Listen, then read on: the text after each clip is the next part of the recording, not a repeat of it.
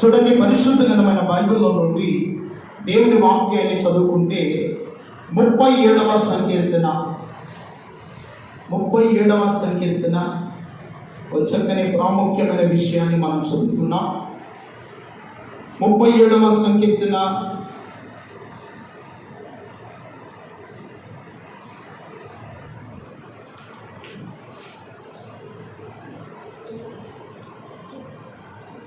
ముప్పై 39వ వచనాన్ని చదువుకున్నాం.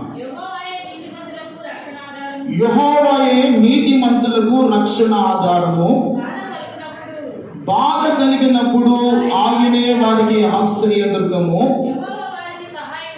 యెహోవా వారికి సహాయకుడై వారిని రక్షించును. వారు యెహోవా శరణజొచ్చి ఉన్నాడు గనుక ఆయన భక్తిహీనుల చేతిలో నుండి వారిని రక్షించును. దేవునికి మహిమ కలుగును గాక. చిన్న ప్రార్థన చేసుకున్నామండి. పరిశుద్ధమైన దేవా, ప్రేమాస్వరూపి, చదివిన వాక్య భాగాన్ని దీవించండి, మాతో మీరు మాట్లాడండి. నీ బిడ్డలు ప్రతి నెలలో ఈ ప్రత్యేకమైన గుడిని ఏర్పాటు చేసుకుని మీ నామాన్ని మహిమపరిచే వాక్యాన్ని అనుగ్రహిస్తున్నందుకే మీ స్తోత్రాలు. ఈ మాసంలో కూడా కొద్ది నిమిషాలు కుటుంబ సభ్యులతోనూ కుడి వచ్చిన సంఘముతోనూ దూరాల సమీపాల నుండి అందరినీ మాటలు వింటున్నారో అతి వారితో మీరు మాట్లాడి మహిమ తెచ్చుకోమని యేసు పరిశుద్ధ నామములో ప్రార్థిస్తున్నాము తండ్రి. ఆమేన్. హల్లెలూయా. ప్రియమైన దేవుని బిడ్డలారా, మనం చదువుకున్న లేఖన భాగము చాలా ప్రాముఖ్యమైనటువంటి వాక్య భాగము. కీర్తనకారుడైన దావీదు జీవితంలో ఎదురైన పరిస్థితులన్నింటిలో కూడా ప్రభువు ఎంతగానో కాపాడుతూ వచ్చి ప్రభువు రక్షిస్తూ ఆయనే రక్షణ ఆధారముగా ఉండి ఆశ్రయ దుర్గముగా ఉండి ఏ రీతిగా ప్రభువు దావీదును కాపాడుతూ వచ్చాడో మనం చదువుకుంటాం. ఈ కాపాడిన దానంతని బట్టి 103వ కీర్తన అంటాడు, నా ప్రాణమా యెహోవాను సన్నుతించుము, నా అంతరంగమున్న సమస్తమా ఆయన పరిశుద్ధ నామమును సన్నుతించుము. నా ప్రాణమా యెహోవాను సన్నుతించుము, ఆయన చేసిన ఉపకారములలో దేనిని మరువకుము. అంటే దేవుడు ఎటువంటి కార్యాలు చేశాడో వాటన్నిటిని మరిచిపోకుండా తన ప్రాణమంతటిలో దేవుడు ఏం చేస్తున్నాడంట? స్తుతిస్తూ మహిమపరుస్తూ ఆయన నామాన్ని ఎంతగానో కొనియాడుతూ ఉన్నాడు.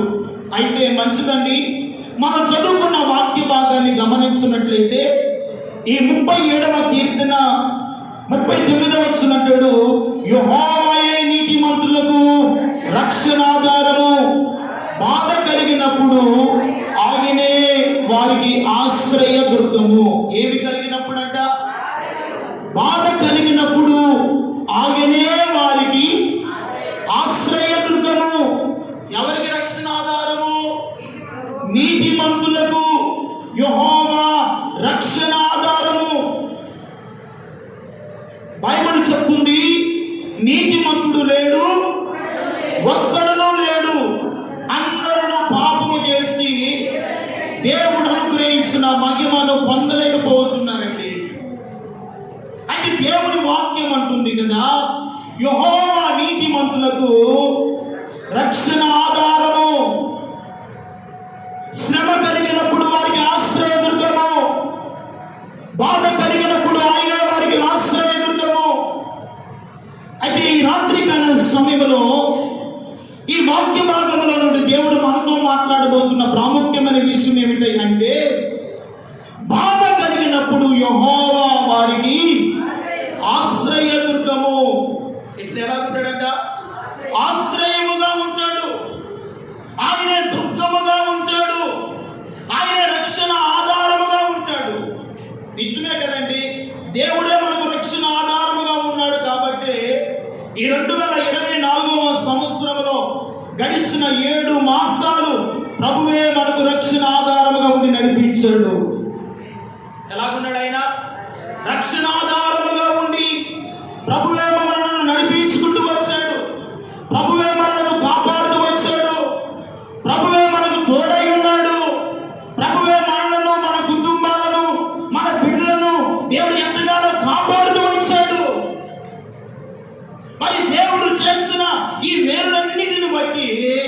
దేవుని మనము స్తుతింపబద్ధులమై ఉన్నాము, మనము దేవుని ఆరాధింపబద్ధులమై ఉన్నాము, దేవుని గణపరచబద్ధులమై ఉన్నాము.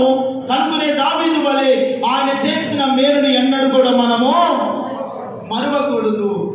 మరి ప్రతి మాసములో కూడా ఈ మొదటి తారీఖున ఈ ప్రత్యేకమైన గుడిగా సహోదరులు ప్రసాదన్న తన కుటుంబంతో కలిసి, వారితో పాటు మనము కూడా కలిసి ప్రభుని ఆరాధించడానికి, ప్రభుని సేవించడానికి, దేవుని యొక్క కృతజ్ఞతాస్తుతులు చెల్లించడానికి ఇది గొప్ప అవకాశాన్ని దేవుడు మనకు అనుగ్రహించి ఉండగా, ఆయన్ను మనము ఎంతగా స్తుతించినా, ఎంతగా కొనియాడినా తనివి తీరని దేవుడు. హల్లెలూయా. మన దేవుడు ఎటువంటి వాడు?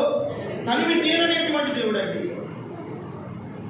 అందుకనే బైబిల్ గ్రంథంలో అంటున్నాడు కదా, యెహోవా వారికి ఆశ్రయదుర్గము. రెండవదిగా అంటాడు, యెహోవా వారికి సహాయకుడై వారిని రక్షించును. ఎలా ఉంటాడంటే ఆయన సహాయకుడుగా ఉంటాడు. నిజమే కదండి. దేవుడే ఇంతవరకు మనకు సహాయం చేస్తూ వచ్చాడా లేదా? మన కుటుంబానికి సహాయం చేస్తున్నాడు. మనకు కలిగిన ఇబ్బందుల్లోనూ, బాధలోను, సమస్యలలోను, రోగములోను ప్రభు సహాయం చేయకపోతే మనం బ్రతకగలుగుతామా? మనం జీవించగలుగుతామా? ఈ లోకములో సుఖ సంతోషాలతో మనం బ్రతకగలుగుతామా? ఎలా ఉన్నాడండి యెహోవా? యెహోవా వారికి సహాయకుడై ఉండి వారిని రక్షించాడు. మరి గడిచిన మాసం అంతట్లో దేవుడు ఆ కుటుంబానికి సహాయకుడై ఉండి కలిగిన బలహీనతలన్నింటిలో, ఎదురైన పరిస్థితులలో ప్రభువే రక్షించుచూ వచ్చాడు. దేవునికి మహిమ కలుగును గాక. వారిని మాత్రమే కాదు, మన కలిగిన ఆపత్కాలమైన పరిస్థితుల్లో కూడా మనల్ని రక్షించిన వాడు, మనం ఆరాధిస్తున్న దేవుడు, ఆయనే ప్రభు అయిన యేసుక్రీస్తు. దేవునికి మహిమ కలుగును గాక. ఆయన ఇంకా ఎలా ఉంటాడో బైబిల్ గ్రంథంలో మనం చూస్తే ప్రియమైన వారలారా, చూడండి, యోనా గ్రంథము. మరి ఇంతగా రక్షించిన దేవుని మనము స్తుతించాలని, దేవుని మహిమపరచాలని భక్తుడు అక్కడ చక్కని ప్రార్థన చేస్తూ ఉన్నాడు. 2వ అధ్యాయము 9వ వాక్యాన్ని మనం చదువుకుంటే, కృతజ్ఞతాస్తుతులు చెల్లించి నేను నీకు బలులు అర్పింతును, నేను మొక్కుకొనిన మొక్కుబళ్ళు చెల్లింపగా మానను, యెహోవా యొద్దనే రక్షణ దొరుకునని నేను ప్రార్థించెదను. దేవునికి మహిమ కలుగును గాక. ఎవరి యొద్ద రక్షణ దొరుకునని?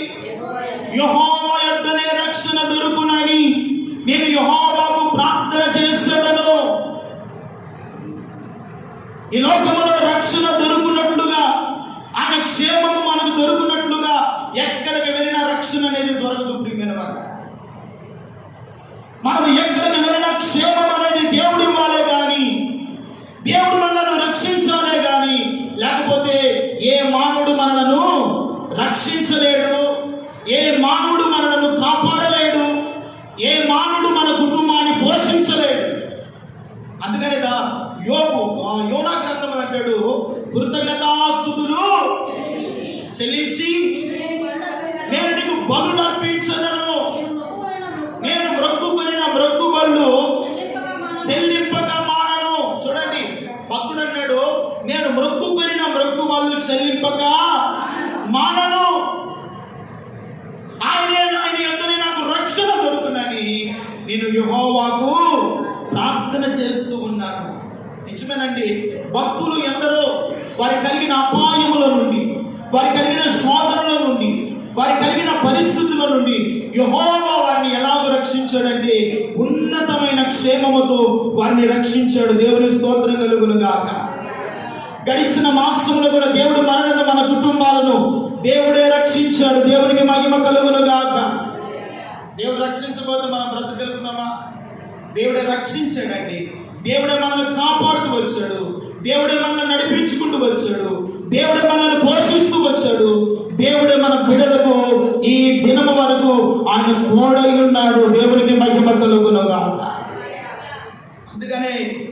అందుకనే దావీదు అంటాడు, వారు యెహోవా శరణు చొచ్చి ఉందురు గనుక ఆయన భక్తిహీనుల చేతిలో నుండి ఆయన వారిని విడిపించు. ఎంతమంది భక్తిహీనులు లేరండి? మనల్ని నాశనం చేయాలని, మనల్ని పాడు చేయాలని, మన కుటుంబము సర్వనాశనం అవ్వాలని ఆలోచించే బిడ్డలు చాలా మంది ఉన్నారు. ఇదిగో భక్తిహీనుల చేతిలో నుండి యెహోవా మన కుటుంబాలను విడిపించాడు. దేవుని స్తోత్రం కలుగునుగాక. దేవుడు విడిపించాడు, దేవుడు కాపాడాడండి. దేవుడు కాపాడకపోతే ఎన్ని మెడిసిన్ వేసుకున్నా, ఎన్ని వైద్యులను సంప్రదించినా బ్రతకడం అనేది అసాధ్యము. అందుకనే దావీదు అంటున్నాడు కదా, యెహోవాయే నీతిమంతులకు రక్షణాధారము. ఎలాంటి వాడంటే ఆయన రక్షణాధారము. బాధ కలిగినప్పుడు ఆగినే వారికి ఆశ్రయ దుర్గము. నిజమేనండి, గడిచిన మాసంలో సహోదరికి ఎదురైనటువంటి బలహీనతలో కూడా, ఎదురైన సమస్యలో కూడా, ఆ కాళ్ళు పుట్టినంత బాధపడిన పరిస్థితుల్లో కూడా దేవుడు ఎలాగున్నాడండి? ఆగినే వారికి ఆశ్రయ దుర్గము. ఏం కలిగినప్పుడు అంట? బాధ కలిగినప్పుడు. మన కుటుంబాల్లో బాధ కలిగినాయా లేవా చెప్పండి? గడిచిన మాసంలో ఎన్నో బాధలు ఉన్నాయి, అయినను దేవుడు మనకి ఎలా ఉన్నాడంటే ఆశ్రయ దుర్గముగా ఉన్నాడు. దేవునికి మహిమ కలుగునుగా. అది కుటుంబం వల్ల కలిగే బాధ కావచ్చు, బిడ్డల వల్ల కలిగిన బాధ కావచ్చు, ఆర్థికమైనటువంటి పరిస్థితుల వల్ల కలిగిన బాధ కావచ్చు, ఎదురయ్యే శోధన కావచ్చు, బలహీనతలు కావచ్చు. ఇదిగో వీటన్నిటిలో దేవుడు మనకి ఎలా ఉన్నాడంటే ఆశ్రయ దుర్గముగా ఉన్నాడు. దేవుని స్తోత్రం కలుగునుగా. అందుకనే యోనా గారు అంటారు, ఇవన్నీ జ్ఞాపకం చేసుకొని నేను మానగా యెహోవాకు కృతజ్ఞతాస్తుతులు చెల్లించదను. ఆయన యొద్దనే నాకు ఏం దొరికిందంట? రక్షణ. ఆయన యొద్దనే నాకు ఆశ్రయము, ఆయన యొద్దనే నాకు క్షేమము కలిగెను అని దేవునికి కృతజ్ఞతాస్తుతులు చెల్లిస్తున్నాడు. మన జీవితాల్లో కూడా దేవుడు ఎన్నో బాధల నుండి, ఎన్నో సమస్యల నుండి కాపాడుతూ వస్తే ఇంకా మనం ఎంతగా దేవుని స్తుతించాలి, ఇంకా మనం ఎంతగా దేవుని ఆరాధించాలి. అందుకనే 9వ కీర్తన 13వ వచనం అంటాడు. 9వ సంకీర్తన 13వ వచనంలో, నేను నీ కీర్తి అంతటిని ప్రసిద్ధి చేసేదను, సియోను కుమార్తె గుమ్మములలో నీ రక్షణను బట్టి నేను హర్షించదను. దేవునికి మహిమ కలుగును గాక. దేని బట్టి హర్షిస్తాడంట భక్తుడు? ఆయన రక్షణను బట్టి, ఆయన ఇచ్చిన క్షేమాన్ని బట్టి, ఆయన ఇచ్చిన కాపుదలను బట్టి, నీ రక్షణను బట్టి నేను హర్షించదను. హర్షించదను అనగా ఆరాధించదను, స్తుతించదను, నీ నామాన్ని ఘనపరచదను. ఇలాగూ అనేక పర్యాయ పదార్థాలు ఉన్నాయి. ఆయన రక్షణ బట్టి ఏం చేస్తాడంట? హర్షిస్తూ ఉన్నాడు. చదవండి మళ్ళా వచ్చిన భాగాన్ని, నేను నీ కీర్తి అంతటిని ప్రసిద్ధి చేయుచున్నాను, సియోను కుమార్తె గుమ్మములు నీ రక్షణ బట్టి హర్షించుచున్నది. దేవునికి మహిమ కలుగునుగా. సియోను కుమార్తె గుమ్మములు అంటే మనమందరము సియోనుకు చెందినటువంటి బిడ్డలము. ఆయన గుమ్మములలో ఆయన రక్షణ బట్టి మనం ఏం చేయాలంట? హర్షించాలి. ఎన్ని బాధలున్నా, ఎన్ని సమస్యలున్నా దేవుడు వీటన్నిటిలో నుండి మనలను ప్రతి నెల కూడా ప్రభు కాపాడుతున్నాడు కనుక, ఆయన రక్షణ బట్టి మనలను దేవుడు కాపాడుతున్నాడు కనుక, ఆయన రక్షణ బట్టి మనం ఏం చేయాలంట? హృదయం అంతటితో హర్షించాలి, ఆనందించాలి, దేవుని పొగడాలి, దేవుని కీర్తించాలి, దేవుని నామాన్ని గొప్ప చేయాలి. దేవునికి మహిమ కలుగునుగా. అప్పుడే దేవుడు మనకి ఎలా ఉంటాడంటే మన కుటుంబాలకు రక్షణ ఆధారముగా ఉంటాడు. బాధ కలిగినప్పుడు ఆశ్రయ దుర్గముగా ఉంటాడు.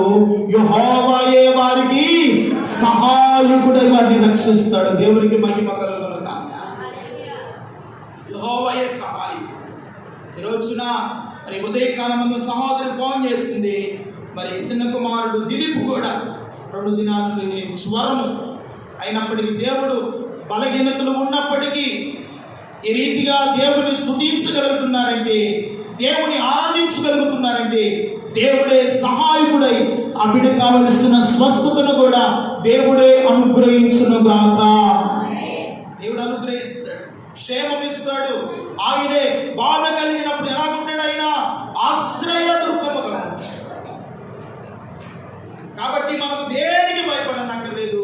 మూడవ కీర్తన 8వ వాక్యాన్ని మనం చదువుకుంటే, అమ్మా, రక్షణ యెహోవాది, నీ ప్రజల మీదకు ఆశీర్వాదము వచ్చును గాక. రక్షణ ఎవరిదంట?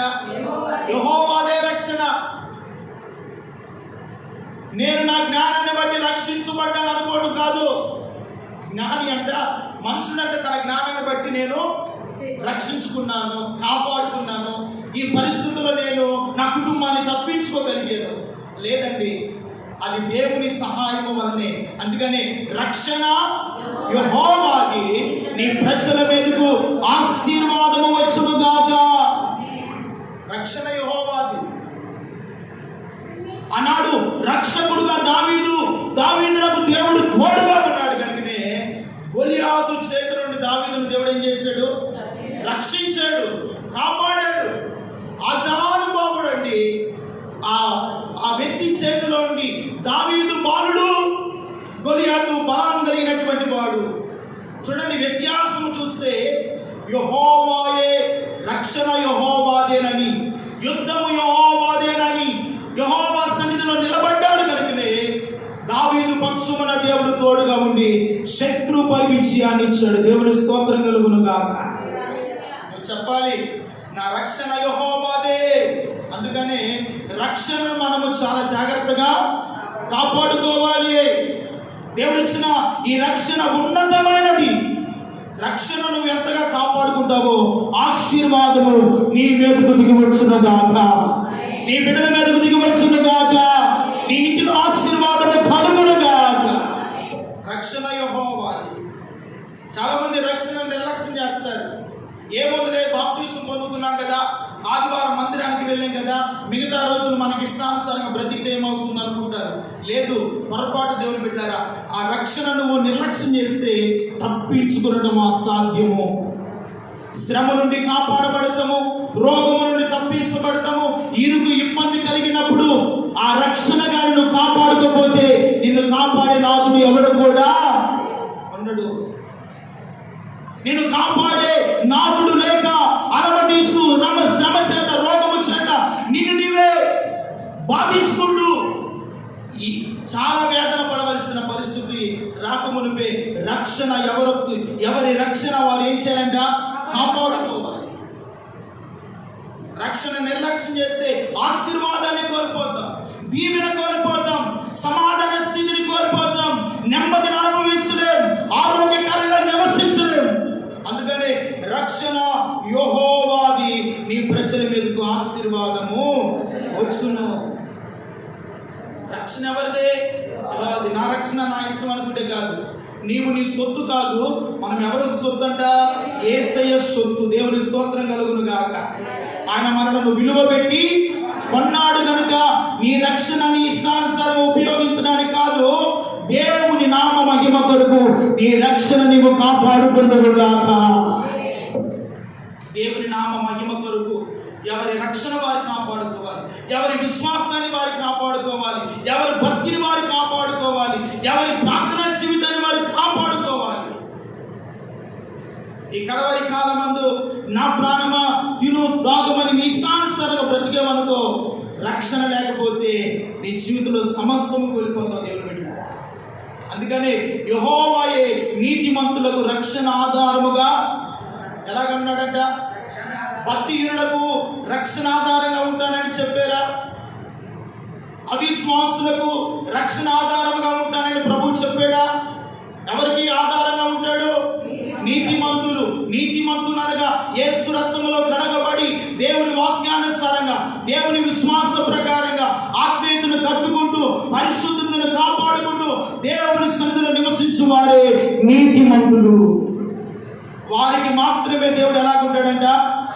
ఎన్ని శ్రమలు కలిగినా, బాధలు వచ్చినా ఎన్ని పరిస్థితుల మధ్య వారిని మరువకుండా యెహోవాయే వారికి రక్షణ ఆధారముగా ఉంటారు.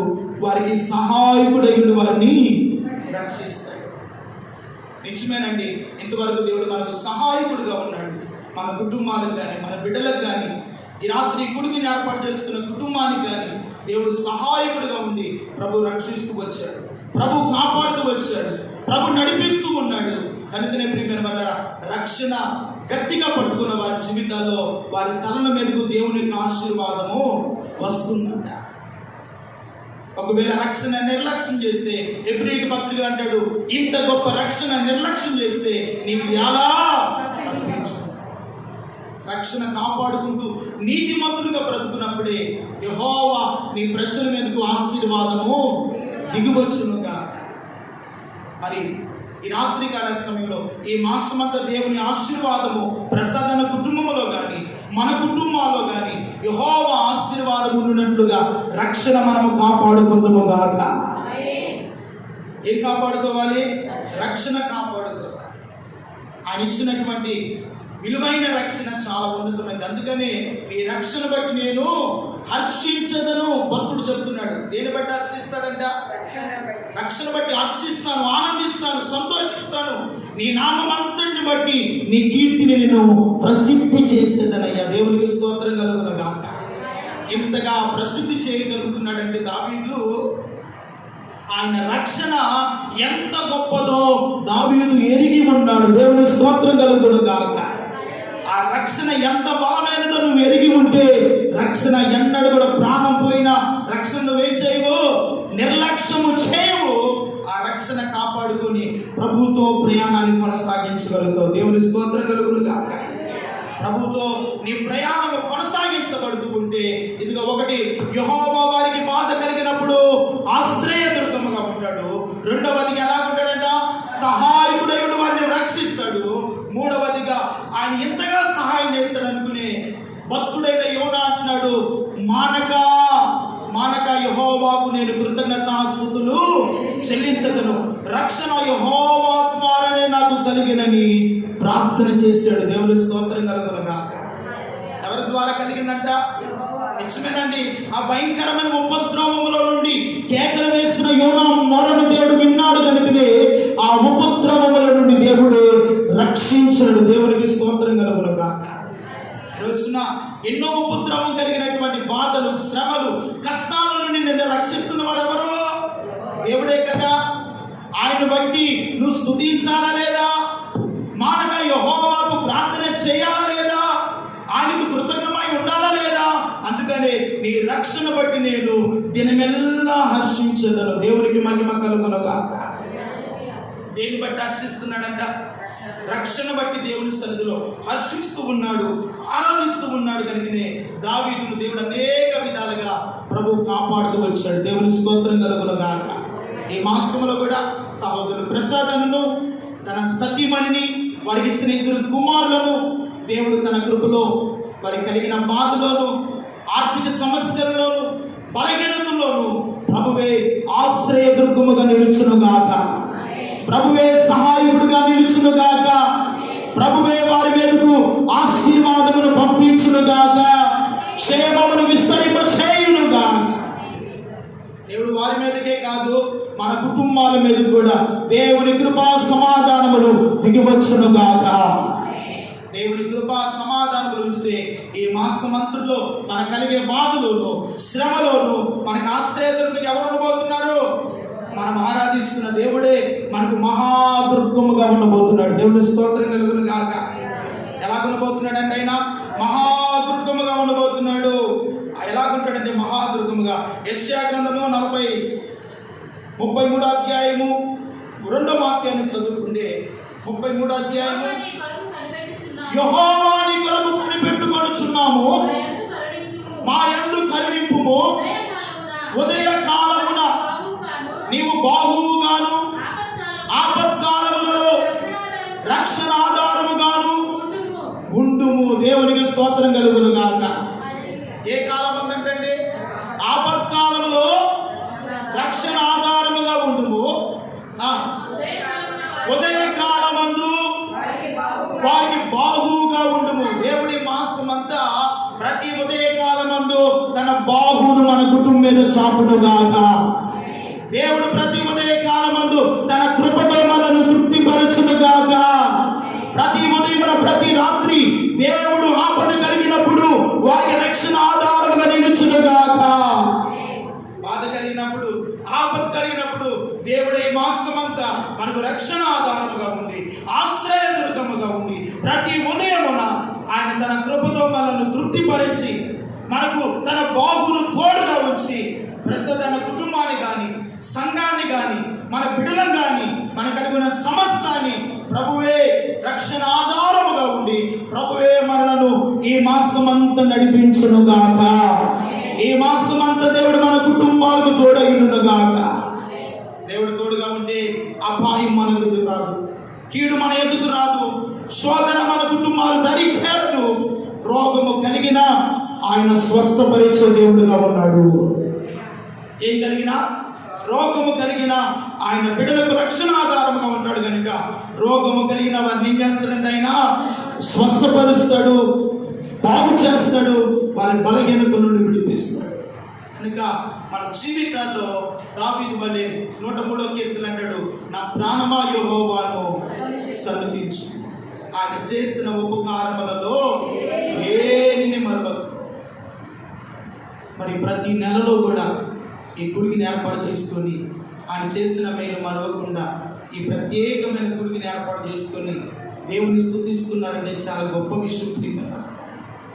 వారి జీవితంలో ఉన్నా లేకపోయినా దేవుని ఘనపరచగలుగుతున్నారు, దేవుని మహిమపరచగలుగుతున్నారు, దేవుని ఆరాధించగలుగుతున్నారంటే ఈ ఆరాధన బట్టి దేవుడు గొప్ప ఆశీర్వాదం వారికి అనుగ్రహించునుగాక. ఈ కృతజ్ఞత స్తుతులు చెల్లించిన వారిని దేవుడు ఎన్నడూ కూడా బైబిల్ గ్రంథంలో మరిచిపోయిన వాడంటూ లేదు.